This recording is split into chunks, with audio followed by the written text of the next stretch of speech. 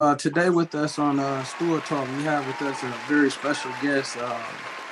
When you mention the name Coach Dorn around the city of Toledo, it speaks volumes. Great husband, great coach, great man, father, humanitarian, just a person that always pour into others. I always see him doing great work with students, kids, coaching the game.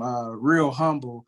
As I was mentioning in conversation, when I found out he was like really, really good in high school and in college, like I'm like, why he don't never really say nothing? He be coaching and telling us he really never talks about it. You know, you get those ones that tell you about that. Hey, I was this, I was that. But when I really knew what type of man you was, the type of basketball knowledge you had, when I had started working for the city of Toledo, and I'm real got acquainted with Carl. Shout out to Jamal Ellis, Carl Gravy.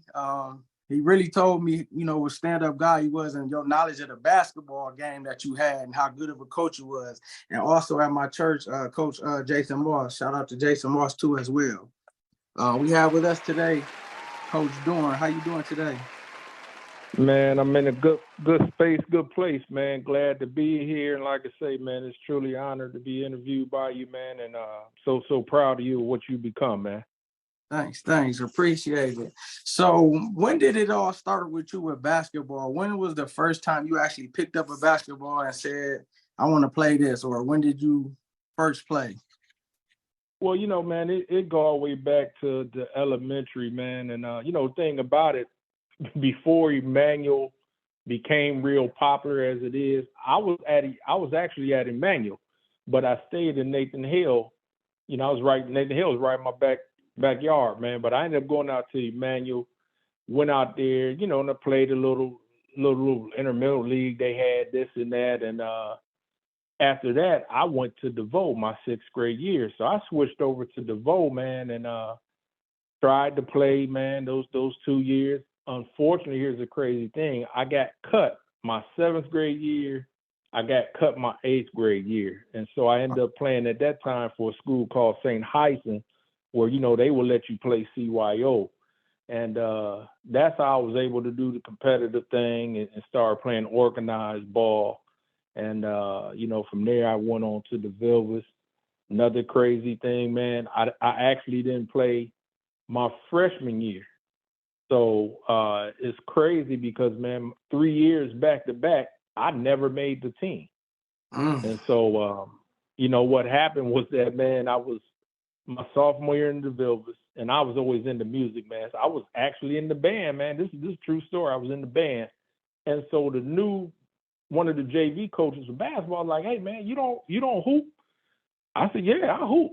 I play with all these guys, man, and play with everybody, Jerry Easter, Jim Jackson, Jerry West. I said, I play with these dudes in the summer.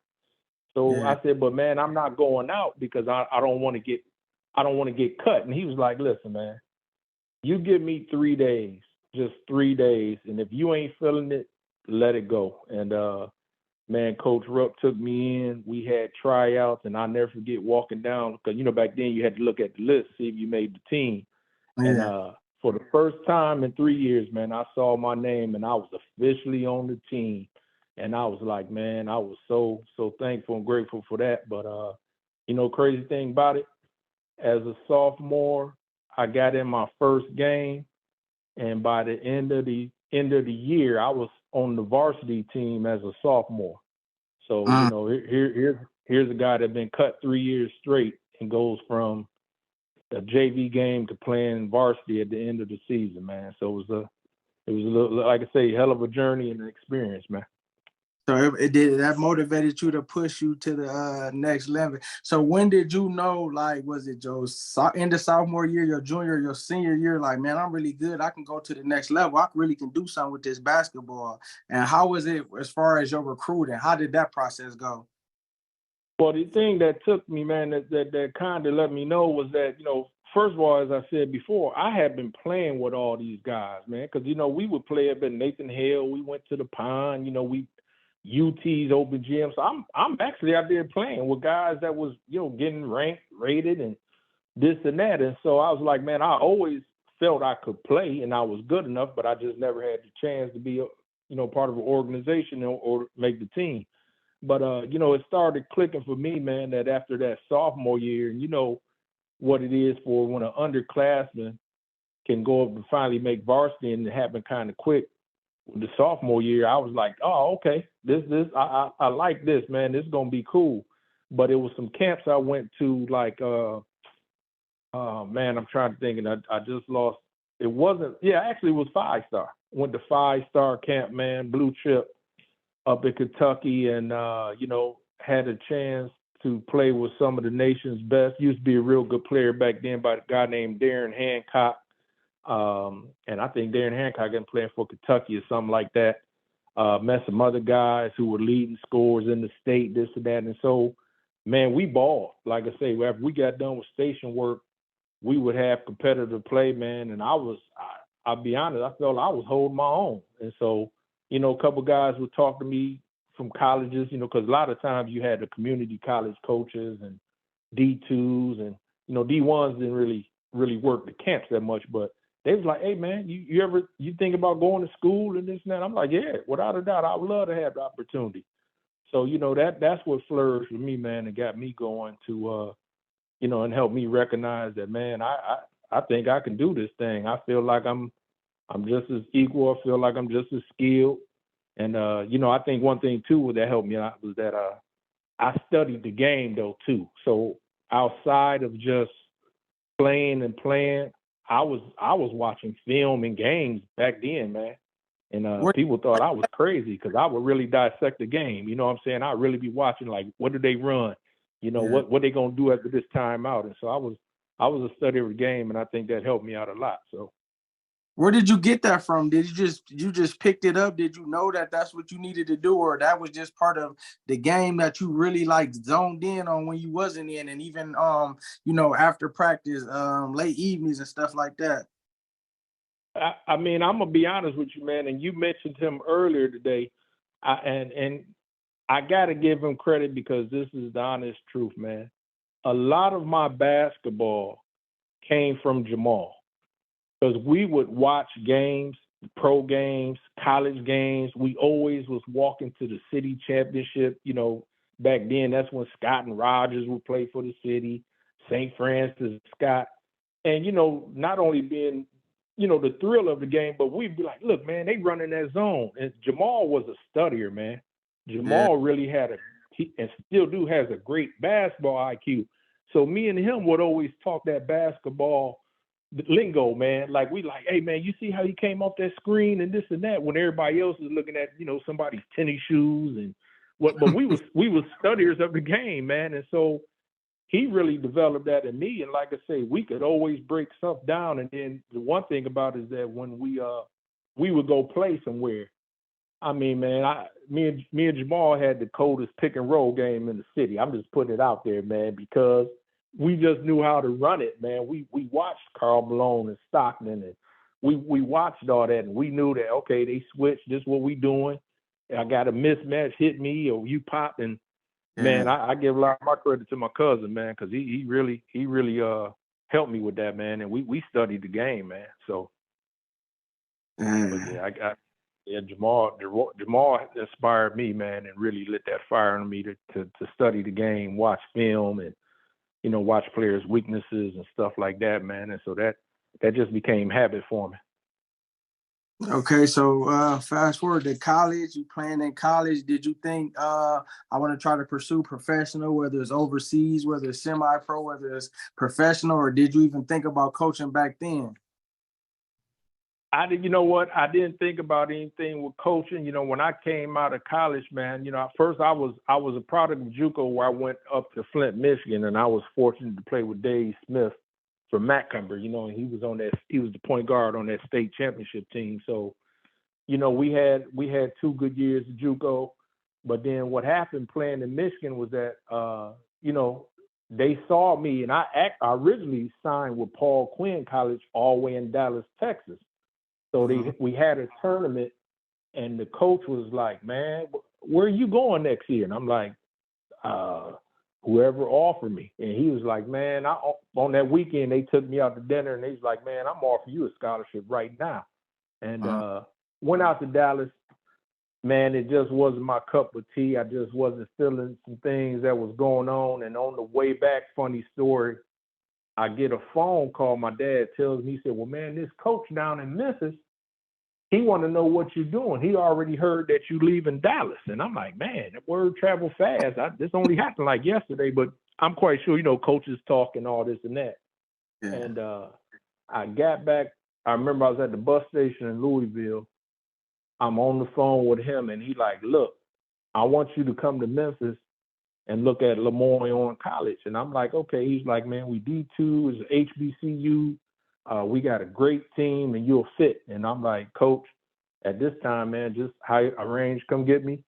And, man, this dude literally, Coach Johnson, he literally picked me up, man. And what I've come to find out, he was in Detroit, and he was going back down to Memphis. And so I actually rode with my coach on the recruiting trip, man, and he talked to me 10 hours about basketball, life, coaching, and like I say, man, it started that journey, man. But as for the pro game, I felt I had a good collegiate career, and I really didn't pursue it. I'll be honest, man. I just was like, okay, all these dudes sign with agents and they getting this and that, and I was kind of more like, look, man, I'm leaving Memphis. I just want to go back home. At that time, I thought I was going to be a sheriff, or I was going to be a gym teacher or something like that. And my only thing was just coming back home, man. Just coming back home and getting a job. I got my college degree, and now let's see what happens. So when did teaching and coaching become a part of your career? When did you step into that? Well, that's a funny story, because the thing is that I came back, the same JV coach that I was talking to you about ended up getting the head coaching job at DeVilbiss. Then he left DeVilbiss, went to St. Francis. Coach Rupp went to St. Francis, and then he ended up becoming, like, at that time, the dean at Rogers. So it was a funny thing. When I came back, my first job, I was substitute teaching. And I happened to go to Rogers that day, and he was there, and he was like, so what you doing now with your life? I said, well, no, Coach, I'm subbing and this and that. And he says, well, you ever thought about coaching? And I was like, no, Coach, I ain't never thought about no coaching. And he was like, why not? He's like, man, me and you sat down and broke film down together, and you would say this, and you'd be like, Coach, we need to run this and do that. And I said, Coach, I just never thought about coaching. So he said, the funny thing is that the Woodward coach needs a freshman coach. Let me know if you interested. And so I just played it off like, okay, Coach, I appreciate that. Never answered him and told him I had interest in coaching. That evening, I get a call from Paul Brosker, who was the Woodward coach at that time. And he like, well, hey, Coach Rupp gave me a call, and he said, you want to coach?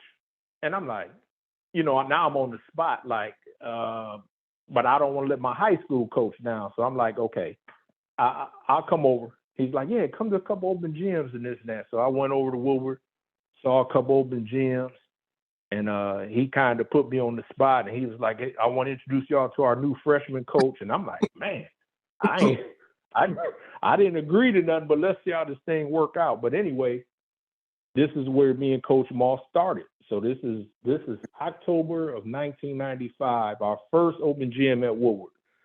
And, man, we had a very, very talented freshman class come in. So like Reggie Penrose, Raphael Worthy, Josh Walker, you name it, man. We got everybody on this team. And these dudes, they big, athletic, they quick, they play football, they play baseball. They just athletic kids. Yeah. So we had a great freshman year.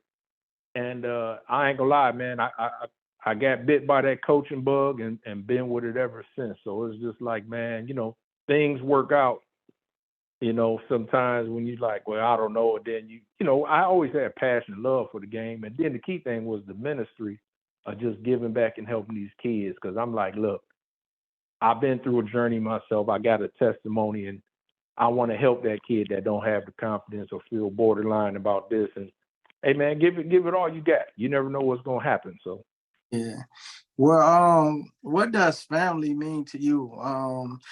Because when I look at you and I look at the impact you have on, this is even outside of basketball, you have an impact on kids, you have an impact on the students, and you go above and beyond. You don't just go through the motions. Like I have even seen you like in summer with the summer programs and, you know, with the kids and doing that. Where did that come about? And was family, did that play a role in it?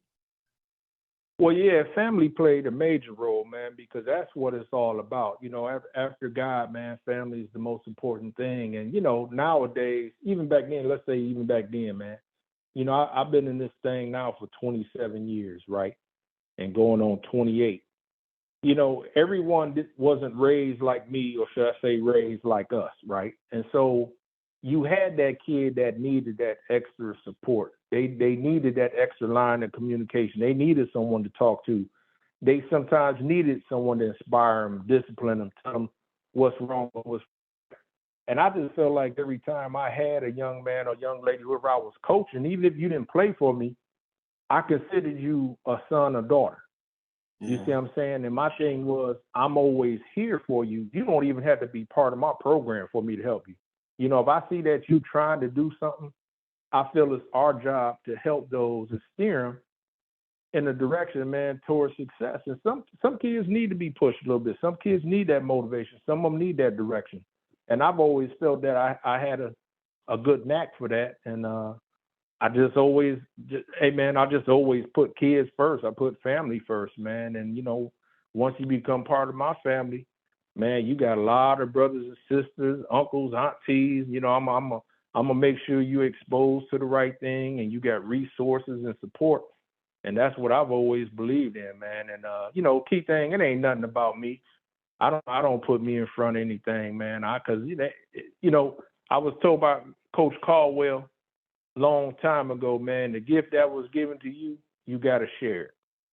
And you know, I had some great mentors and great coaches in my life throughout the years, and all of them preach the same thing, man. You know, once you get this gift that's been given to you, man, you got to share that thing. And so that's what I've always believed in. Has Coach Cardwell always been dropping gems? Because he always got a gem that he hit you with and it stick with you for life. Hey, man, it's been like that. He stayed across the street from me because he stayed in back in Nathan Hill, right? And so crazy thing was he was the neighborhood coach. I had Coach Bud. Bud was the neighborhood coach. You know, he was coaching Robinson. I've always been around great coaches and mentors, man. But Caldwell, he would see me get done working out or say I've been up there shooting. Yeah. He'd be like, "Come on, man," and I'd be like, "Where are we going, coach?" So he would make me do heels. And I'm Oh, like, "But coach, I worked out." And then, you know, while I'm in the process, and he's like, "You feeling tired? You know, so what you gonna do? What, you ready to quit?" You know, somebody else working out. And like you said, he dropped gems the whole time, man. And the key thing was life too, though. You know, the most important thing, he'd be always like, "Yo, attitude, baby boy. What see, you know," and that didn't have nothing to do with basketball. That had to do with the school, what you do in the community. And he like, "Man, you can't have no bad attitude." And man, he, you know, he dropped gems anywhere. It don't matter. You at church, we yeah. working out, wedding. Coach Caldwell always gonna say some inspiration, but I still to this day, man, I listen to him. And he consistent, man. He ain't changed nothing. But You know, what he was telling me was the truth. It always worked out. You know what I'm saying? And you know, you know, he was another figure to me, man. he's like, you don't stand for nothing, you'll fall for anything. I ain't gonna just tell Oh you, yeah, and yeah, somebody pee on your head and you think it's raining. right, right. Get up and be somebody, you know, and all that, man. And yeah, man, that I appreciate that. Like I said, I had Coach Scrutchins that was always on me tough. Like I said, Bub, you know, then, you know, everything I learned too from my father, man, and just how to treat people, you know, what life is really about, man, and giving back. And so, you know, my father was inspirational, and my father didn't even play no sports, man. You know, he was straight about work, but see, that's where you develop the work ethic. And, you know, Yeah. he would talk about the classroom, off, you know, on the court. Son, if you ain't got no pride about what you do, then you're going to be mediocre and average. That's for everybody, man. you know, that average is going to put you, it's going to be hard to be seen when you average. And so excel, be the best you can be, whatever you decide to do, man, and strive for success, man. So, you know, my old man was, he was tough on that. So that leads us right into my next thing. How can we get back to where that community is helping, you know, with this generation? Where do you see that at? Because it seems that this generation is, you know, searching and looking for their own identity. They're finding identity, whether it's in TV, the music videos, the rappers, this facade that's on social media. So they don't really have an identity. And just like how you said, the older people were able to pour into you. Like even when I was coming up, the older generation was able to pour into me, and it ain't have to be your coach, your family, anything. We would listen. How can we change that and bring that back to where we're pouring into and we're, you know, giving them wisdom and helping them to be able to get the knowledge and wisdom? Well, I think it's on our part and it's on theirs too. First of all, you know, they got to be exposed to some things outside of what they know, right? Yeah. And so you'll be surprised that even with the high schoolers, what they think they know, and it's like, that's limited, dude. Like, you know, and not to make fun of certain situations, but, you know, you ask a kid, where are you going on vacation? I'm going to Detroit. And I'm like, yeah, that's 40 minutes away. That ain't, in my book, that's really not a vacation. We went to Detroit to shop. You know what I'm saying? And it's just the mindset that they not exposed to what they need to know, and they don't see certain things. And so, as I call ourselves, the elders, and we got to expose them to stuff, man. We got to show them that it's a different world outside your neighborhood, outside the city. You know, Toledo is a city in the state of Ohio. There's major other cities around here, man.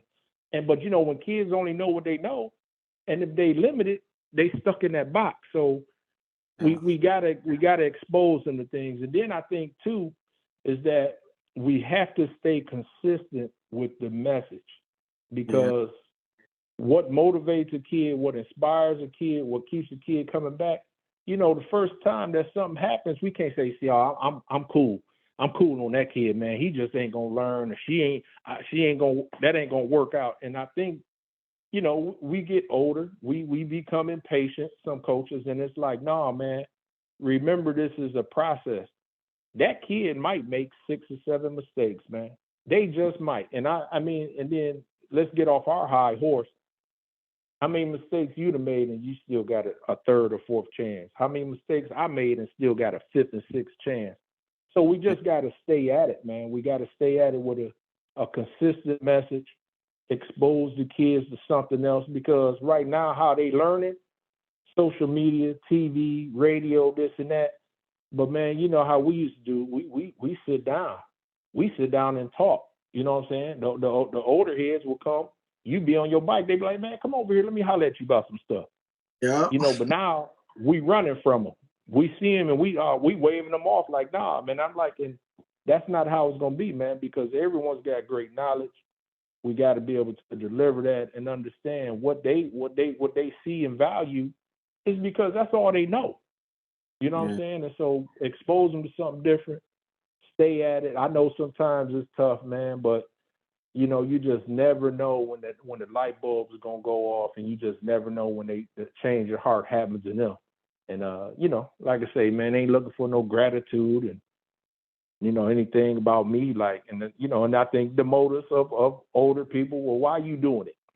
Yeah. Is it about money for you? Is it about you want prestige? And I guess, you know, when cats don't get that, or they don't feel that, they quick to shut everything down, and you can't do that with kids, man. And so you just keep working at this thing and hope for a better day and a better outcome. But one thing about it, if you quit, you're never gonna succeed. You know what I'm saying? Yeah. So And I believe it's all about trying to reach that one, but in reaching that one, we'll reach many. But giving up on them is, that's not an option for us. And we got to be able to try. We got to be able to go the extra mile. A couple more questions. I'm gonna get you up out of here.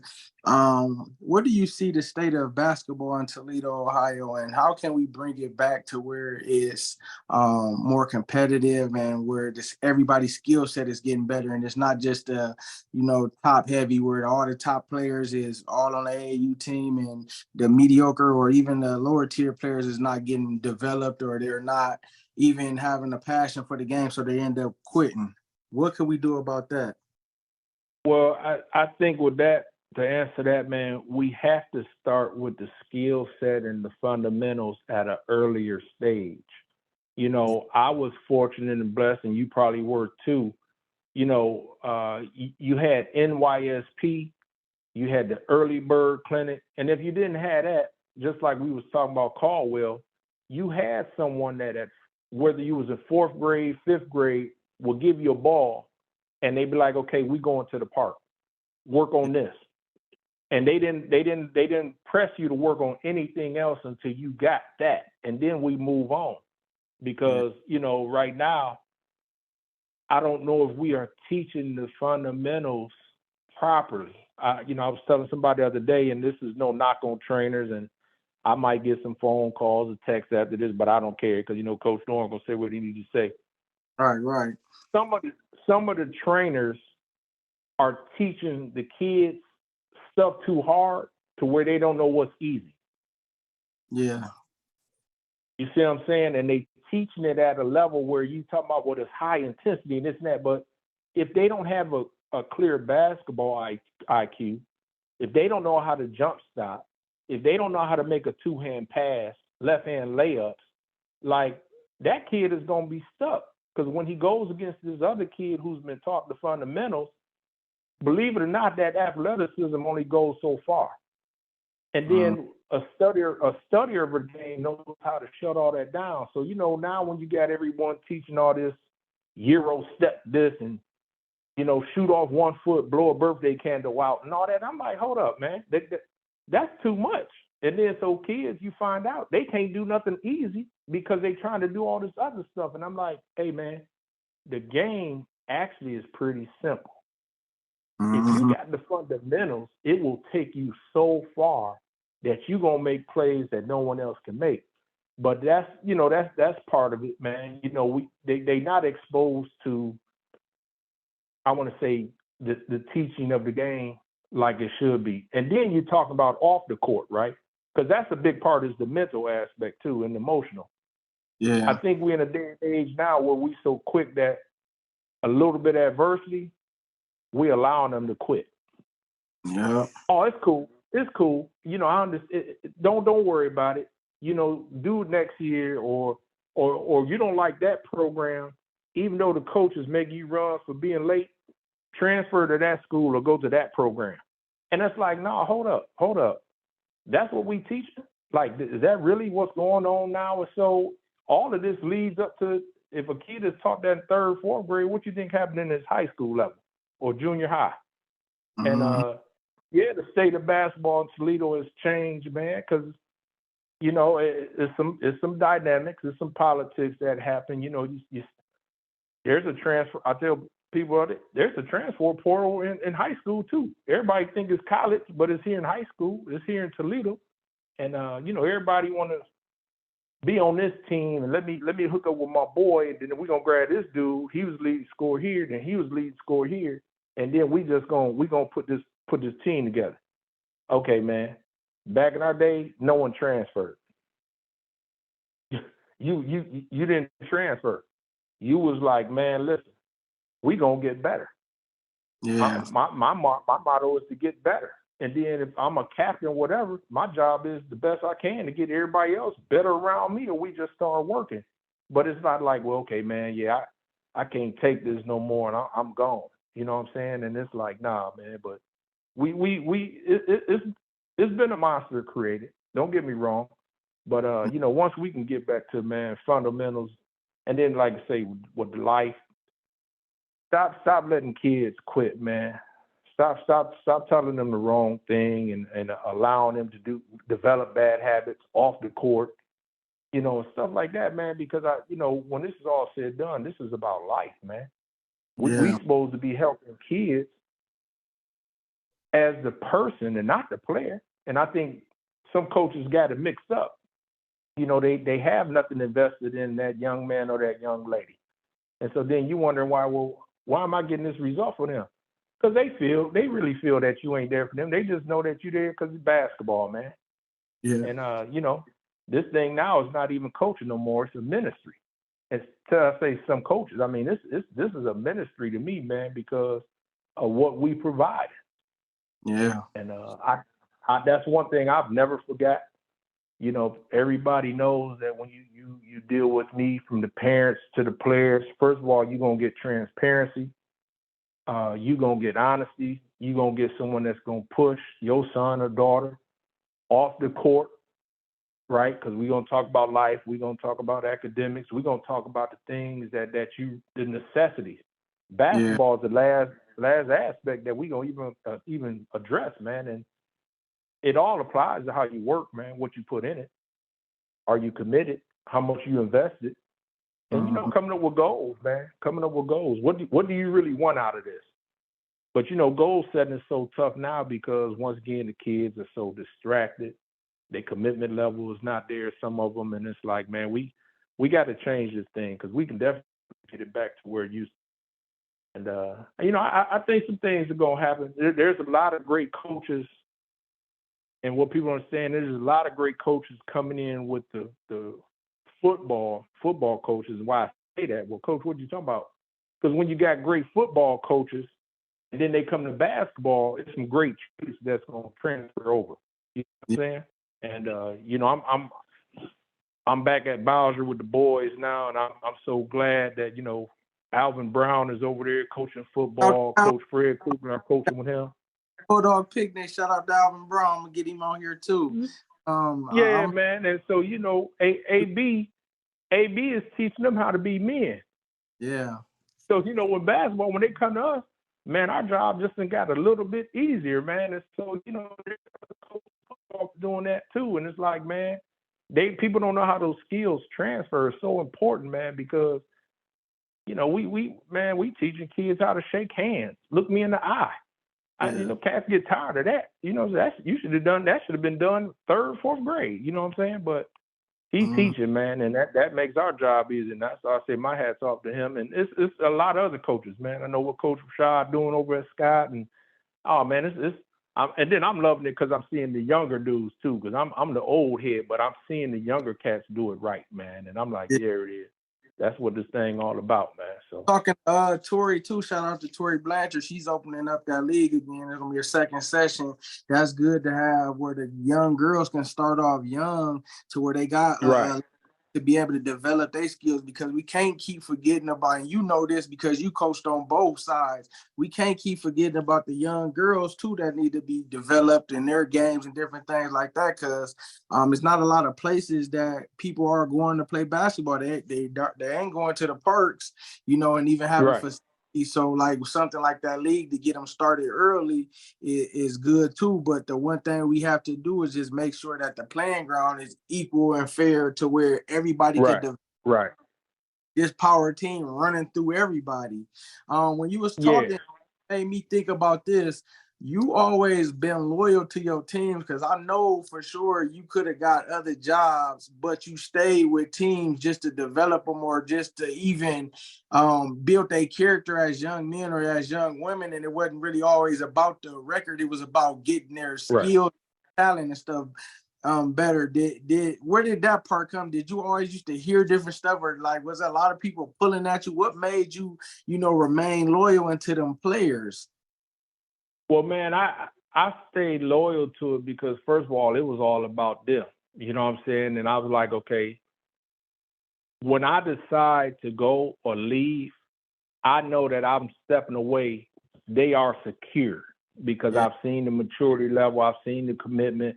I've seen the progress that they've made. And it's time now. Because, as a coach, you do get some challenges where you say, okay, man, let me go and make this move. You know what I'm saying? And it's always a sad moment, but the key thing too is that the transparency.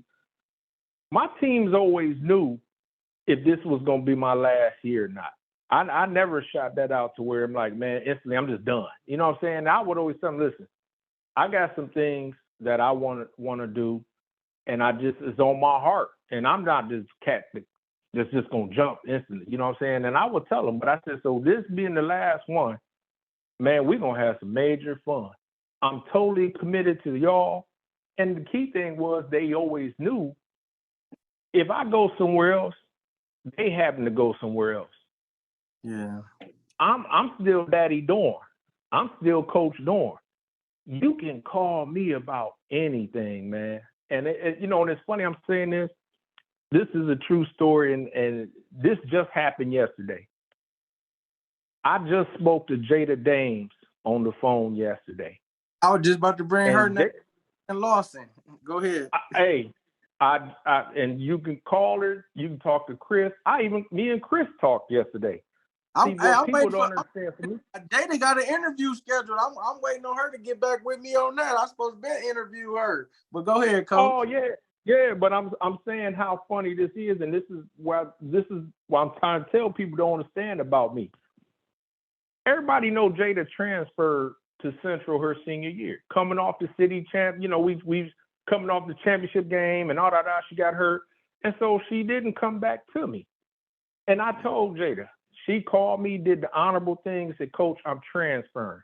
This is my reason, blah, blah, blah. And I said, first of all, I called her Scrap. I said, Scrap, I respect you so much for you calling me. Yeah. It's a bittersweet moment, but you done it. You doing this thing the right way, right? Yeah. And I said, but here's the key thing. I'm going to love you to death because we had a very special journey. Look, you played for me. I know I made an impact on you. You made an impact on me. So I love you. Now, they had her season at Central. Me and Jada just spoke yesterday. The average coach ain't going to do that. Right. Because they going to be mad she transferred. They don't care for the family. They mad. I'm so different, man, because, okay, people make decisions. They choose to do this and that. If it's genuine love that we have, it's genuine love through the good times and the bad times.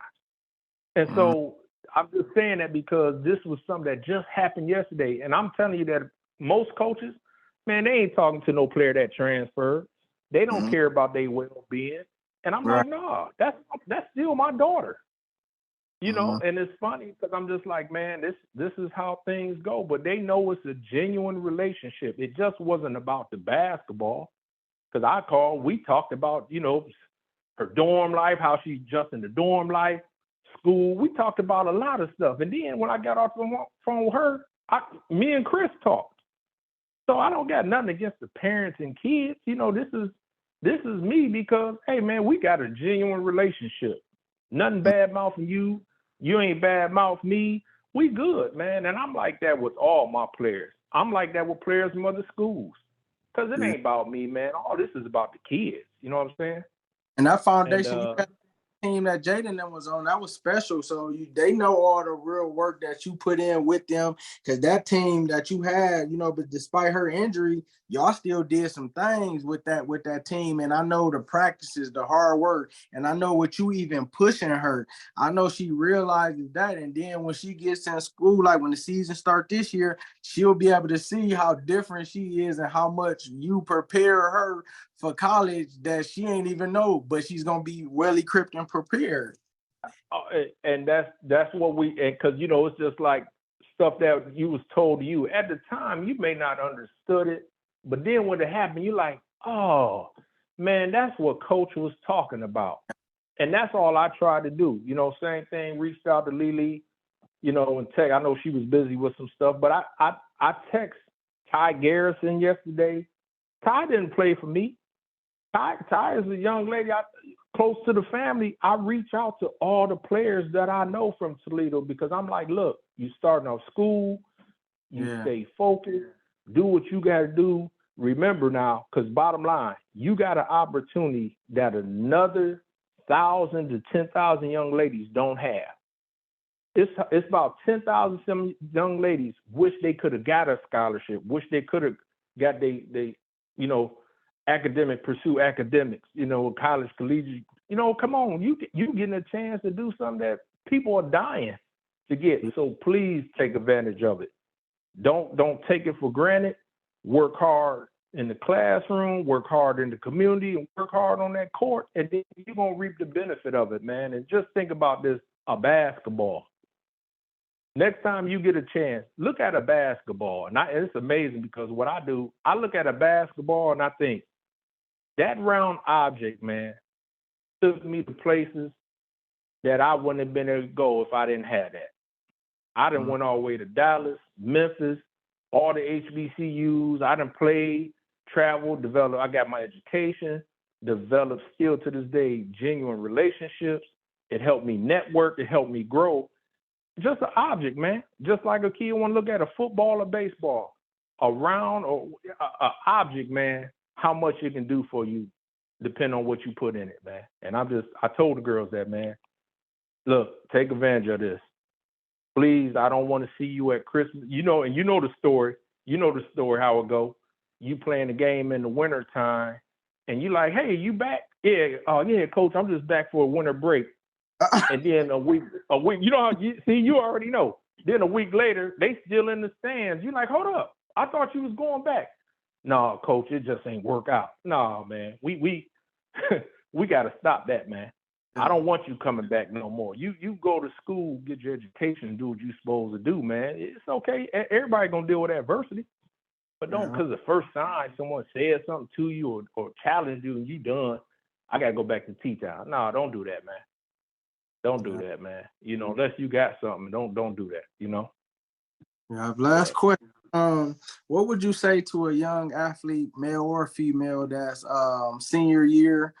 They don't know which direction to go. Some might have a couple different options of school. Some might not, because a lot of times people think they got to go D1. I got to try to go to this school, where it's really not about that. So what would you be able to say to them to be able to stir them in the right direction and get them motivated, to allow them to know that they're pursuing their career, their education, and as a sport, where they won't just be stuck and stagnated to where they just don't make no decision? I think it's first and foremost important that you come up with what reality. What do you really want to do? And then the bottom line, like I tell a lot of the kids, as much as I feel I know about you, then there's some things I know about you that you don't know about yourself in a sense, but you know you better than anybody. Yeah. Are you be able to deal with the rigors, the demands, the expectations at the next level? Because college is a whole different beast, Jack. And I swear I've tried to prepare you and expose you the best I can, but there's going to be some things you still going to run into. So my thing is, what is that burning fire in you that say, no matter what happens, I'm going to keep going? Because I think that flame goes out in a lot of kids because some kids have been spoiled. They haven't been told what they need to be told, and they haven't heard it in a way that they need to hear it. And so my thing is pros and cons. Because if you put that option and get rid of that option, what's the other option? What are you really going to do? Right. And then you got to start weighing out some things. Well, dang, coach, if I come back home and you come back home to do what? And I'm not knocking, at this point, man, I'm going to be honest. I'm not knocking armed services. I'm not knocking if you want to get become entrepreneur in this. And as long as you do something positive, I'm fine with that. But like I say, you got to know you. Are you disciplined enough to really succeed? What do you want to do, and what are you willing to do? See, that's another part. What are you willing to do to get there? Because if you go mediocre, man, then okay, we all know what the results and output is going to be. So I'm like, man, just keep working. Come up with a goal. Set your eyes on that. Do all that you can. And, man, sometimes, you never know what a phone call does. You never know what that certain game at the right time does. And then just your I say all the time, your rep, man. y'all think a rep about some crazy stuff. I mean, like, what do people say and think about you? Like, you was gone tomorrow. What's your legacy? What did you do? Right, that's And good. then you get them to think about stuff like that. Like, man, you know what? Dang, yeah, that's real talk. See, that's the real talk, real conversation. Do something. Make some of yourself. And the biggest thing, man, and you've been there, just like I did. What they don't understand is that kid that's 6, 7, 8 in your neighborhood, at your church, at the Y, or wherever, they know you. They already know about you. They done seen you on BC, and man, BCSN, they done seen you on TV. They seen you in the paper. You're a role model, believe it or not. Yeah. And you don't understand that, man. There's a lot now that goes with the responsibility of being a student athlete, man. And so, hey, man, you never know who you might be inspiring. Yeah. And that's why I say, man, I'm so proud of you, and because the thing about you, you were always a seasoned young man. And I'm like, oh, this dude. I always say, man, this dude gonna be on. I know this is CEO, this cat, because he's seasoned. You had a way about yourself. You was a dog on the court and on the field, competitor like no other. But man, off that, I always saw you being calm, man. I always saw you being respectful. I always said, so kids too. You just like, oh yeah, this dude gonna be successful, or she gonna be successful. Yeah. And I'm like, man, that's what the examples that we provide. People don't know, man. And I'm like, look, man, y'all are being watched, man. We all are being watched. And have a legacy, man. Come up with some goals that's realistic. I'm not gonna ask you to do something that I wouldn't do either. You know what I'm saying? I'm not gonna tell you to, hey man, this is what you should do. No, because you know what you want to do. And my job is to help you find that out, what it is. And then, hey, once we say, boom, this is what I want to do, coach. Hey, let's get at it. Let me connect you. Let me network. Let me do all I can to put you in the best situation so that you can pursue that. And that's how this thing works, man. But hey, man, we got a job at hand. I'm still doing it. You still doing it. And man, I'm just thankful that we still here making an impact and impression, man. Because we've been blessed to do it, and that's what this thing is all about. So. Yeah. How was it driving down 75, dropping that future the Bearcat off? Hey man, you know what?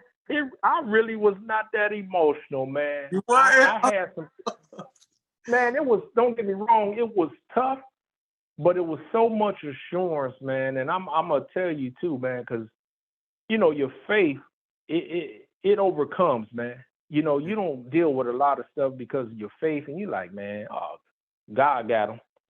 You know what I'm saying? And I'm like, man, I'm cool. So for me to boo-hoo, and I'm like, nah, my wife didn't do it. My daughter didn't do it. We was just like, hey, man, it's your time now. Right, And I gave him a hug, pounded him on the chest, and I said, hey, man, you be the best you. Yeah. That's all I need you to do, man. You just be the best you. And, ain't no comparison to me, ain't no comparison to your mom. Oh, you be the best you. You know what you're down here for. That's all you count, man. You don't have to work. You want to work, that's up to you. But that ain't your job to come down here and work. Your job is to go straight to school. And that's all I need you to do, man. And the rest fall on you. Yeah. And so, man, it was one of those things where you like, man, like I said, I was like, dang, I was just holding this kid.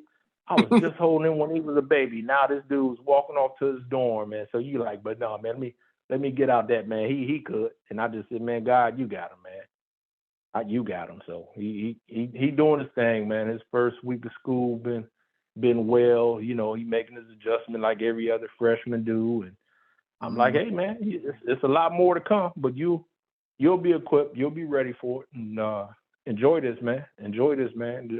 This journey is everyone didn't make it. Everyone didn't get a chance. And once again, you have opportunity to better your life, man. So take full advantage of this. Yeah. Yep. But yeah, man, that's where we at, man. That's where we at. for this interview, man. I'm taking this time out, man. This is real good. Some good knowledge, some good gems in here, man. And it's been a pleasure. I just appreciate you. Keep having that great heart after God, serving and pouring into people. I wish you all the best this year, this season. With your squad. I know you're gonna do great things, and I know you're gonna make them young men respectable and get them prepared for life as well, like you always do. Well, listen, man, once again, I appreciate this opportunity, man. And listen, man, once again, from the heart, I'm so thankful, man. And man, it's an honor, man. Like I say, when, young men such as yourself, young ladies, when you start seeing the progress that's made and the levels that you've accomplished. And, man, that just speaks a lot of volume that y'all listen, man. And, it's like, okay, the work didn't go in vain.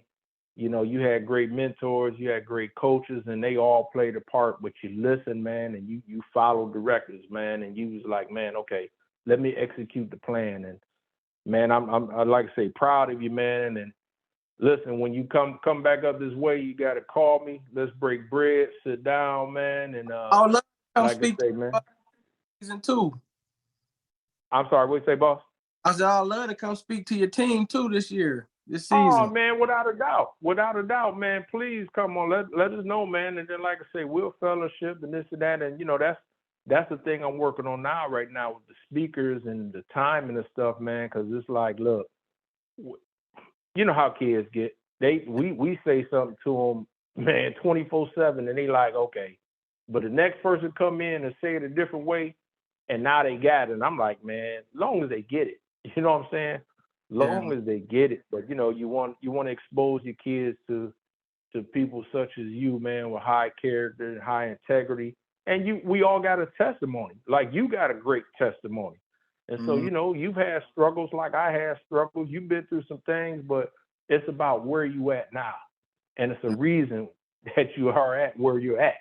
You see what I'm saying? And that's the message that's got to be delivered. And that's what it's all about, man. That's what it's all about. Yeah, man. Listen, man. I appreciate it. Love you, man. Keep doing great work, man. And we'll be in touch. And anything you need, reach out and call me. Okay, appreciate you. Okay, boss. Take it easy now. Yep. God bless.